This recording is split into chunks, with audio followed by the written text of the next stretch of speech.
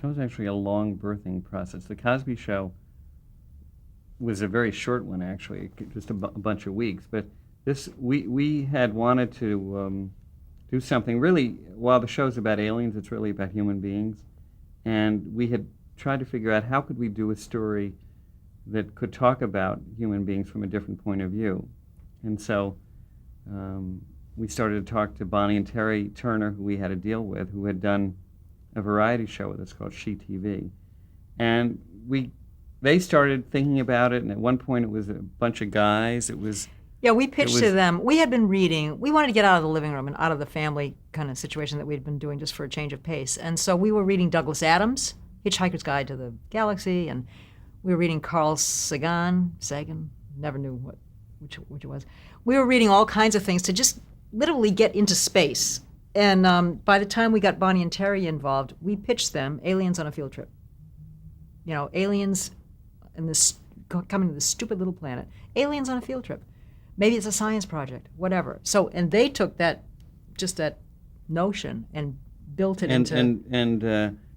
Again, we think about moments in pilots. The moment in the pilot that I thought we had something special was when they were, at the end of the pilot, reflecting on their first experience on Earth, and they were talking about how human beings can sort of go about their business day to day with with the Earth traveling at thousands of miles an hour sort of across the universe, and that sort of sense of perspective made that series weighty, as well as all the sort of the fun stuff, because it was an English comedy in some ways. It was a blend of high comedy and low comedy. But it wouldn't have worked without sort of the to use the word, gravitas of that moment. Well, that show was developed for ABC. So some of our best, in fact, all three of what I would consider our favorite shows and maybe our most successful shows have been rejected by the network we first pitched them to. You know, one of the things that gets us very nervous is if we pitch an idea to a network and they love it. We know it's going to fail. You know, because the Cosby Show we pitched to ABC, they didn't like it, it went to NBC. The Roseanne we pitched to NBC, they didn't like it, went to ABC. Third Rock, we actually did a pilot for ABC, and ABC didn't particularly like it. And they were honest about it. They said, you know, there are 4 or 5 shows we like better than yours when we're coming into scheduling.